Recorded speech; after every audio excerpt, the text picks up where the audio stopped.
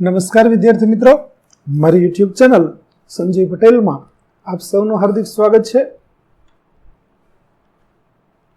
મિત્રો, આજના વિડીયોની અંદર આપણે ધોરણ 6 વિષય છે સામાજિક વિજ્ઞાન, જેનો પાઠ 7મો, જેનું નામ છે ભારતના સાંસ્કૃતિક મૂળ, તેના ભાગ 1 ની અંદર આજે આપણે પાઠ સમજૂતી અને તેમાં આવતા જે પ્રશ્નો છે તેના જવાબોની ચર્ચા કરવાના છીએ. વિદ્યાર્થી મિત્રો, જો તમે મારી ચેનલમાં નવા હોય તો મારી ચેનલને જરૂરથી સબસ્ક્રાઇબ કરો. વિડીયો સારો લાગે તો લાઈક કરો, શેર કરો અને બેલ નોટિફિકેશન ઓન કરો, જેથી મારા આગળના નવા વિડીયો પણ આપને મળતા રહે. તેમજ આ પાઠની PDF જોવા માટે પ્લે સ્ટોરમાંથી અમારી એપ્લિકેશન વિશ્વગુરુ STD 1-12 ગુજરાતી ડાઉનલોડ કરો. તો ચાલો મિત્રો, શરૂ કરીએ પાઠ 7મો, ભાગ 1.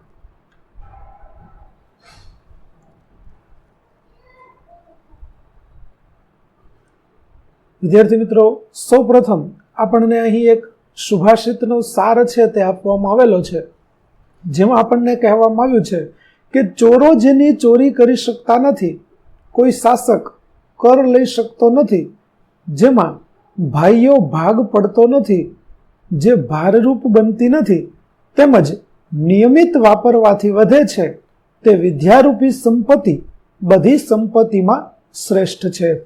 તો આવી સરસ મજાની સુભાષિત આપણને આપવામાં આવેલી છે, જેનો અર્થ કંઈક એવો થાય છે કે વિદ્યારૂપી સંપત્તિ એ એવી સંપત્તિ છે કે જેની ચોર ચોરી કરી શકતો નથી. તમારી પાસે જો વિદ્યા હોય તો આ વિદ્યાની ચોર ગમે તેટલા પ્રયત્ન કરશે પરંતુ તેની ચોરી કરી શકશે નહીં. ત્યાર પછી તમારા વિદ્યા ઉપર કોઈ શાસક કર લઈ શકતો નથી, એટલે કે તમારી આવડત ઉપર કોઈ ટેક્સ લગાવી શકશે નહીં. જેમાં ભાઈઓનો ભાગ પડતો નથી. તમને જેટલું આવડે છે, તમારી પાસે જે વિદ્યા છે તે વિદ્યામાં તમારા ભાઈઓ કંઈ ભાગ માગી શકવાના નથી, કારણ કે તે તો માત્ર તમારી જ આવડત હોય છે, બીજા કોઈની આવડત હોતી નથી. ત્યાર પછી કહે છે કે જે ભારરૂપ બનતી નથી, વિદ્યા છે તે ક્યારેય ભારરૂપ હોતી નથી, તે આપણી આવડત છે તે ક્યારેય ભારરૂપ ન બને. તેમજ નિયમિત વાપરવાથી સતત વધે છે. વિદ્યા છે તેનો આપણે જેમ જેમ ઉપયોગ કરતા જઈએ તેમ તેમ તેમાં સતત વધારો થતો જાય છે. જુઓ, બાકીની સંપત્તિ એવી છે કે ધન દોલત પૈસા આપણી પાસે હોય અને આપણે જો વાપરતા જઈએ તો તે ધીમે ધીમે ખૂટવા લાગે, પરંતુ અહીંયા વિદ્યા એ એવી સંપત્તિ છે કે જેને આપણે જેટલી વાપરશું તેટલી જ આપણી વિદ્યામાં વધારો થશે.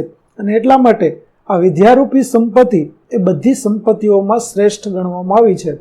આવી સરસ મજાની સુભાષિત આપણને આપવામાં આવેલી છે, જેનો સાર આપણે જોયો. ચાલો હવે આગળ જઈએ. જુઓ, અહીં આપણને 3 ફોટોગ્રાફ્સ આપવામાં આવેલા છે. વિદ્યાર્થી મિત્રો, પાઠનું નામ સાંભળી અને તમને ખ્યાલ આવી ગયો હશે કે પાઠમાં આપણે શું ભણવાના છીએ. એટલે કે ભારતીય સંસ્કૃતિના મૂળ ક્યાં રહેલા છે તે દર્શાવતું એક સરસ ચિત્ર આપણને અહીં આપવામાં આવેલું છે, જેમાં પ્રથમ ચિત્રની અંદર આપણને એક ઋષિ જોવા મળે છે. ત્યાર પછી બીજું ચિત્ર છે તેની અંદર ભગવાન બુદ્ધની પ્રતિમા કે જે ભૂતાનની અંદર આવેલી છે તેનું ચિત્ર આપવામાં આવેલું છે. અને ત્રીજું ચિત્ર છે તે ભગવાન મહાવીર કે જેનું બિહારની અંદર આ પ્રકારનું શિલ્પ છે તે બનાવવામાં આવેલું છે. આ રીતે 3 પ્રકારના ચિત્રો આપણને આપેલા છે. તેથી તમને ખ્યાલ આવી ગયો હશે કે આ પાઠની અંદર આપણે ભારતીય સંસ્કૃતિના મૂળ સ્વરૂપે રહેલા જૈન ધર્મ, બૌદ્ધ ધર્મ અને વૈદિક સંસ્કૃતિનો અભ્યાસ કરવાના છીએ. વિદ્યાર્થી મિત્રો, આ પાઠની PDF જોવા માટે પ્લે સ્ટોરમાં જઈ અમારી એપ્લિકેશન વિશ્વગુરુ STD 1-12 ગુજરાતી ડાઉનલોડ કરી તમારા મોબાઈલમાં ઇન્સ્ટોલ કરો.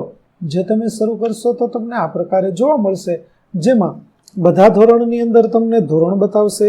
ધોરણ પસંદ કરશો એટલે તમને વિષય બતાવશે. વિષય પસંદ કરશો એટલે તમને પાઠનું નામ બતાવશે.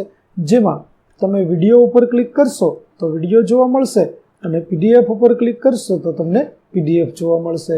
તો આશા રાખો અમારી એપ્લિકેશન આપ સૌને ગમશે. જરૂર ડાઉનલોડ કરજો, જે એકદમ ફ્રી છે. કોઈ પણ પ્રકારના ચાર્જ વગર તમે વિડીયો અને PDF બધું જોઈ શકશો. તો ચાલો મિત્રો, હવે આપણે આગળ પાઠની શરૂઆત કરીએ.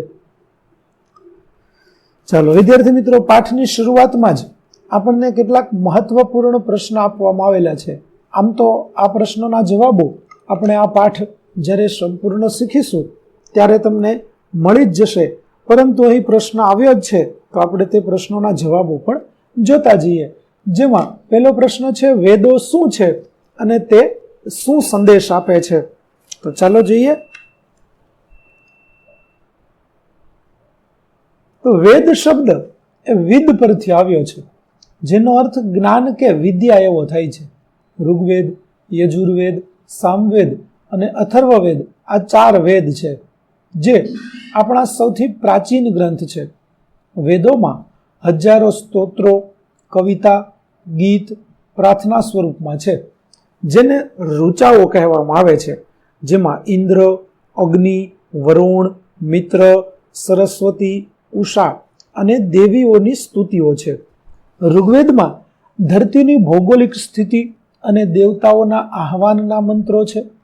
યજુર્વેદમાં યજ્ઞની વિધિઓ અને મંત્રો છે. સામવેદમાં મંત્રોમાં સંગીતની ઉપાસના છે અને અથર્વવેદમાં રહસ્યમય વિદ્યાઓના મંત્ર છે, જેમાં આયુર્વેદનો સમાવેશ થાય છે. આમ વેદોમાં 30થી વધુ ભરત, કુરુ, પુરુ જેવા વંશો અને વ્યવસાયોના નામ આપેલા છે. તો વિદ્યાર્થી મિત્રો, આ થઈ વેદની આપણી સામાન્ય માહિતી. વિશેષ માહિતી છે તે તમારે જોઈતી હોય તો તમે પુસ્તકોનું વાંચન છે તે કરશો તો તમને તેના ઉપરથી ઘણી બધી માહિતી મળી રહેશે. અહીંયા આપણે જરૂરિયાત મુજબ સામાન્ય માહિતી છે તે વેદની આપવામાં આવેલી છે. દરેક વેદ છે તે કંઈક અલગ અલગ વિષય ઉપર આપણને માહિતી આપે છે. તેમાં સૌથી જૂનો વેદ તે ઋગ્વેદને ગણવામાં આવે છે. આપણા પ્રાચીન વેદોમાં સૌથી જૂનો ગ્રંથ છે તે ઋગ્વેદ છે. ચાલો, ત્યાર પછી પ્રશ્ન 2. પ્રથમ સહસ્ત્રાબ્દી પૂર્વે ભારતમાં કઈ નવી વિચારધારાઓ ઉભરી આવી? તેના મૂળભૂત સિદ્ધાંતો શું છે? તો વિદ્યાર્થી મિત્રો, પ્રથમ સહસ્ત્રાબ્દી એટલે ઈસવીસન 1 થી જે શરૂ થઈ હતી તે પ્રથમ સહસ્ત્રાબ્દી હતી. પાઠ 1 ની અંદર આપણે સાલવારી શીખ્યા હતા, તે તમને યાદ હશે. જો ન યાદ હોય તો તમે તે ફરીથી ભાગ 1નો વિડીયો, પાઠ 1નો વિડીયો છે તે જોશો તો તમને ખ્યાલ આવી જશે. પ્રથમ સહસ્ત્રાબ્દી પૂર્વે તો અહીંયા આપણે ઈસુના જન્મ પહેલાની વાત છે, અને ત્યારે કેટલીક નવી વિચારધારાઓ ઉભરી આવી અને તેના મૂળભૂત સિદ્ધાંતો શું હતા તેના વિશે જોઈએ. તો પ્રથમ સહસ્ત્રાબ્દી પૂર્વેના આરંભમાં વેદોથી કેટલાક અન્ય દર્શનોનો વિકાસ થયો. આવા તમામ દર્શનોના સંયોજનથી કેટલીક મૌલિક વિચારધારાઓ અને ફિલસૂફી ઊભી થઈ, જેમાં બૌદ્ધ ધર્મ, જૈન ધર્મ, ચારવાક ફિલસૂફી વગેરેનો સમાવેશ થાય છે. આ વિચારધારાઓ અને ફિલસૂફીઓએ વેદોના પ્રભુત્વને સ્વીકાર્યું નહીં અને પોતાની અલગ પદ્ધતિઓ વિકસાવી. તેમના મૂળભૂત સિદ્ધાંતો નીચે મુજબ છે. તો ચાલો જોઈએ કે જે લોકોએ વૈદિક સંસ્કૃતિથી, વૈદિક વિચારોથી અલગ વિચારો કહ્યા તે અલગ સિદ્ધાંતો તરીકે ઓળખાયા, જેમાં બૌદ્ધ અને જૈન ધર્મમાં અહિંસા મુખ્ય સિદ્ધાંત હતો. આ સિવાય અનેકાંતવાદ, અપરિગ્રહ, આંતરિક શિસ્ત, જીવંત પ્રાણીઓ પ્રત્યે કરુણા, પ્રાણી અને વનસ્પતિ સૃષ્ટિનું સંવર્ધન કરવું વગેરેનો સમાવેશ થાય છે. ચારવાક ફિલસૂફીના સિદ્ધાંત ભૌતિક જગત એકમાત્ર સત્ય છે અને મૃત્યુ પછીનું જીવન અશક્ય છે એવો વિચાર રજૂ કરે છે. જ્યારે બૌદ્ધ અને જૈન ધર્મમાં ધર્મ, કર્મ, પુનર્જન્મ, દુઃખ, અજ્ઞાનનો અંત વગેરેમાં સમાન વિચારધારા હતી. ટૂંકમાં આ બંને ધર્મમાં ઘણા મૂલ્યોના ખ્યાલ સરખા જોવા મળે છે. તો આવી રીતે પ્રથમ સહસ્ત્રાબ્દી પૂર્વે ભારતમાં ખાસ કરી જૈન, બૌદ્ધ અને ચારવાક વિચારધારાઓ છે તે અસ્તિત્વમાં આવી હતી. તેના મૂળભૂત સિદ્ધાંતોની આપણે થોડી ઘણી માહિતી મેળવી. વધારે માહિતી આપણને જ્યારે પાઠ સમજૂતી જોઈશું ત્યારે તેમાં આવશે, ત્યારે આપણે વિશેષ જોઈશું. ચાલો, ત્રીજો મહત્વપૂર્ણ પ્રશ્ન છે કે ભારતીય સંસ્કૃતિમાં લોક અને આદિવાસી પરંપરાઓનું યોગદાન શું રહ્યું છે? તો ચાલો તેના વિશે જોઈએ. તો ભારતીય સંસ્કૃતિમાં લોક પરંપરાઓનું યોગદાન સવિશેષ રહ્યું છે. જેમ કે લેખિત શાસ્ત્રો કરતાં પણ ઘણા લોક રિવાજો અને પરંપરાઓ સામાન્ય લોકો દ્વારા ફેલાયેલ છે. રોજિંદા વ્યવહારમાં લોક અને આદિવાસી પરંપરાઓનું યોગદાન વિશેષ જોવા મળે છે. આ બંને સમાજ વચ્ચે સતત સંપર્કો થવાથી મૌખિક વિચારોની આપલે થવાના કારણે કેટલાક રીત રિવાજો અને પરંપરાઓ સ્થાયી થઈ છે.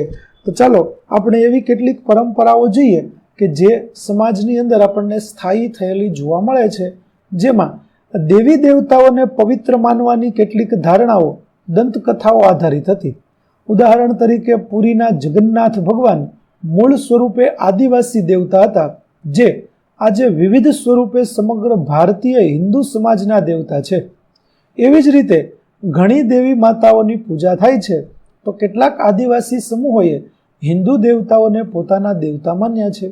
ભારતના પૂર્વોત્તર રાજ્યોથી લઈને દક્ષિણ ભારત સુધીના વિસ્તારોમાં રામાયણ, મહાભારત સમયથી આવી પ્રણાલીઓ ચાલી આવે છે. એટલે કે વિદ્યાર્થી મિત્રો, અહીંયા મુદ્દો મહત્વની વાત એ છે કે જે બાબત આપણે માત્ર આદિવાસી લોકોમાં જ જોવા મળતી હતી, તે આજે હિન્દુ લોકોની અંદર પણ જોવા મળે છે. અને તેનું એક ઉદાહરણ આપણને આપેલું છે કે ભગવાન જગન્નાથ, કે જે શરૂઆતમાં માત્ર આદિવાસીઓના જ દેવતા હતા, તે આજે ભારતીય સમાજની અંદર અલગ અલગ બધા જ લોકો તેની પૂજા કરતા રહેલા છે. આદિવાસી અને હિન્દુ સમાજની કેટલીક માન્યતાઓ જેવી કે પર્વતો, નદીઓ, વૃક્ષો, પ્રાણીઓને પવિત્ર માનીને પૂજા કરવાની પરંપરાઓ છે. આપણા દેવી દેવતાઓના નિવાસ સ્થાન પર્વતો ઉપર છે. ઘણી નદીઓને લોકમાતા માનવામાં આવે છે. પીપળો, તુલસી, વડ જેવા વૃક્ષો અને છોડને પવિત્ર માનવામાં આવે છે. આ બધા ઉત્તમ ઉદાહરણો છે. દેવતાઓની આટલી વિવિધતા હોવા છતાં હિન્દુ ધર્મ અને આદિવાસી લોકોની પરંપરાઓમાં ઉચ્ચ સ્થાને પરમાત્માની કલ્પના છે. ઉદાહરણ તરીકે અરુણાચલ પ્રદેશમાં ડોનોપોલની પૂજા સૂર્યચંદ્રના મિશ્ર સ્વરૂપે થાય છે. આમ હિન્દુ તત્વજ્ઞાનનો પ્રભાવ આદિવાસી ધર્મો પર જોવા મળે છે, તો હિન્દુ તત્વજ્ઞાનની રચનામાં આદિવાસી માન્યતાઓનો ઘણો પ્રભાવ છે. આમ ભારતીય સંસ્કૃતિમાં હિન્દુ અને આદિવાસી પરંપરાઓ પરસ્પર જોડાયેલ છે અને તેમાં તેમનું યોગદાન રહેલું છે. આવી રીતે અલગ અલગ ધર્મ અને સંસ્કૃતિ બંને સાથે જોડાયેલા છે. હિન્દુ ધર્મ અને હિન્દુ સંસ્કૃતિ તે સાથે જોડાયેલા છે, એટલા માટે જ આપણે તેને એક સાથે જોઈએ છીએ. ચાલો હવે આપણે વિદ્યાર્થી મિત્રો મહત્વના પ્રશ્નો હતા તે જોયા. હવે આપણે પાઠની શરૂઆત કરીએ. તો એક અંદાજ મુજબ ભારતીય સંસ્કૃતિ હજારો વર્ષ જૂની છે. જેમ એક પ્રાચીન વૃક્ષની જેમ તેના પણ ઘણા મૂળ અને શાખાઓ છે. જેમ મૂળ એક મુખ્ય થડને પોષણ આપે છે અને તેમાંથી અસંખ્ય શાખાઓ નીકળે છે, તે જ રીતે ભારતીય સંસ્કૃતિ વિવિધ પાસાઓનું પ્રતિનિધિત્વ કરે છે. તેમ છતાં આ શાખાઓ મુખ્ય થડ દ્વારા જોડાયેલી છે. તો વિદ્યાર્થી મિત્રો, દુનિયાની અંદર ભારતીય સંસ્કૃતિને સૌથી પ્રાચીન સંસ્કૃતિ માનવામાં આવે છે અને હજારો વર્ષથી આ સંસ્કૃતિ ચાલતી રહેલી છે. જેમ એક વૃક્ષને ઘણા બધા મૂળ હોય, પરંતુ તે મૂળનું મુખ્ય કાર્ય તો મુખ્ય જે થડ હોય છે તેને જ પોષણ પૂરું પાડવાનું છે, એવી જ રીતે ભારતીય સંસ્કૃતિની અંદર પણ વિવિધ અસંખ્ય શાખાઓ આપણને જોવા મળે છે, પરંતુ તેનું મૂળ તો એક જ છે. તે મૂળ એક થડ સાથે જ જોડાયેલું છે. એની મુખ્ય શાખાઓ જોઈએ, ભારતીય સંસ્કૃતિની મુખ્ય શાખાઓ તો કલા, સાહિત્ય, વિજ્ઞાન, ચિકિત્સા, ધર્મ, શાસન, માર્શલ આર્ટ્સ વગેરે છે. જેમાં કેટલીક વિચારધારાઓ પણ છે, જેના દ્વારા આપણે વિચારકો અથવા તો આધ્યાત્મિક મુમુક્ષુઓના જૂથનો પણ ઉલ્લેખ કરીએ છીએ, જેમના વિચારો માનવ જીવન, વિશ્વ વગેરે વિશે સમાન વિચારો છે. તો આવી રીતે મુખ્ય શાખાઓની અંદર અલગ અલગ ઘણી બધી બાબતોનો સમાવેશ કરવામાં આવે છે, જેની અંદર કલાનો સમાવેશ થાય છે, સાહિત્યનો સમાવેશ થાય છે, વિજ્ઞાનનો સમાવેશ થાય છે, ચિકિત્સાનો સમાવેશ થાય છે, ધર્મ હોય, શાસન હોય કે પછી માર્શલ આર્ટ્સ હોય, આ બધાનો સમાવેશ, તેમજ કેટલાક વિચારકો અને આધ્યાત્મિક લોકોનો ઉલ્લેખ પણ આની અંદર કરવામાં આવે છે, જેમના જેમના વિચારો માનવ જીવન અને વિશ્વ વગેરે વિશે સમાન છે. આવી રીતે ઘણા પુરાતત્વવિદો અને વિદ્વાનોએ નિર્દેશ કર્યો છે કે ભારતીય સંસ્કૃતિના કેટલાક મૂળ સિંધુ અથવા હડપ્પા અથવા સિંધુ સરસ્વતી સભ્યતા, જેનો આપણે પ્રકરણ 6 ની અંદર અભ્યાસ કર્યો છે, સુધી જાય છે. એટલે કે ભારતીય પુરાતત્વવિદો અને વિદ્વાનોએ આપણને તેમના સંશોધનો ઉપરથી એવું તારણ આપ્યું કે ભારતીય સંસ્કૃતિના મૂળ છે તે સિંધુ સંસ્કૃતિ અને હડપ્પિયન સંસ્કૃતિ સુધી જાય છે, જે ખાસ કરી અને સિંધુ સરસ્વતી સભ્યતા તરીકે ઓળખાય છે, જેનો અભ્યાસ આપણે પ્રકરણ 6 ની અંદર કરશું. સમય જતા ભારતમાં વિવિધ પ્રકારના જીવન દર્શનોનો ઉદય થયો. આપણે અહીં કેટલાક પ્રારંભિક દર્શનોની ચર્ચા કરીશું, જેણે ભારતને એક વિશિષ્ટ ઓળખ ધરાવતા રાષ્ટ્ર તરીકે આકાર આપ્યો છે. આપણે તેમના મૂળને સમજીને ઇન્ડિયા એટલે કે ભારતને સારી રીતે સમજી શકીશું. તો વિદ્યાર્થી મિત્રો, આ પાઠની અંદર આપણે આ જ બાબતોનો અભ્યાસ કરવાનો છે કે જેમાં ભારતની અંદર અલગ અલગ જીવન દર્શનોનો શરૂઆત છે તે કેવી રીતે થઈ, કે જે જીવન દર્શનોએ ભારતને એક વિશિષ્ટ ઓળખ અપાવી.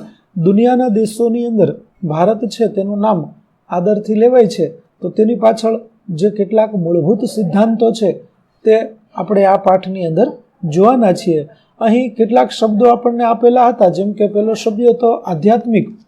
તો આધ્યાત્મિક એટલે સંસ્કૃત અને ઘણી ભારતીય ભાષાઓમાં જેને આત્મા તરીકે ઓળખવામાં આવે છે, તે આત્માની ઓજસ્વીતા એટલે આધ્યાત્મિકતા, જે આપણા વર્તમાન વ્યક્તિત્વથી ભિન્ન છે અથવા તો ઊંડા અને ઉન્નત પરિણામોની શોધ છે. એવી જ રીતે બીજો શબ્દ હતો મુમુક્ષુ. તો મુમુક્ષુ એટલે કોઈક કે જે આ વિશ્વના સત્યોને શોધે છે, તે ઋષિ, સંત, યોગી, દાર્શનિક વગેરે હોઈ શકે છે. ટૂંકમાં જીવનનું સત્ય શોધવા માટે જે વ્યક્તિ સતત પ્રયત્નશીલ રહે છે તેવી વ્યક્તિને મુમુક્ષુ તરીકે ઓળખવામાં આવે છે. તો વિદ્યાર્થી મિત્રો, અહીં આપણું પાઠ 7 નો ભાગ 1 છે તે આપણે પૂરો કરીએ છીએ. આગળના ભાગનો વિડીયો મેળવવા માટે મારી ચેનલને જરૂરથી સબસ્ક્રાઇબ કરો, તેમજ PDF જોવા માટે પ્લે સ્ટોરમાંથી અમારી એપ્લિકેશન વિશ્વગુરુ STD 1 થી 12 ગુજરાતી ડાઉનલોડ કરો, જેમાં આપણે ધોરણ 6 તમામ વિષયના સ્વાધ્યાયપોથી સોલ્યુશનનું વિડીયો તેમજ PDF મળી રહેશે, જે એકદમ ફ્રી છે. કોઈ પણ પ્રકારના ચાર્જ વગર તમે જોઈ શકશો. આશા રાખું છું અમારી એપ્લિકેશન આપને ગમશે. જરૂર ડાઉનલોડ કરજો. ફરી મળીશું આપણે નવા વિડીયો સાથે. ત્યાં સુધી આવજો.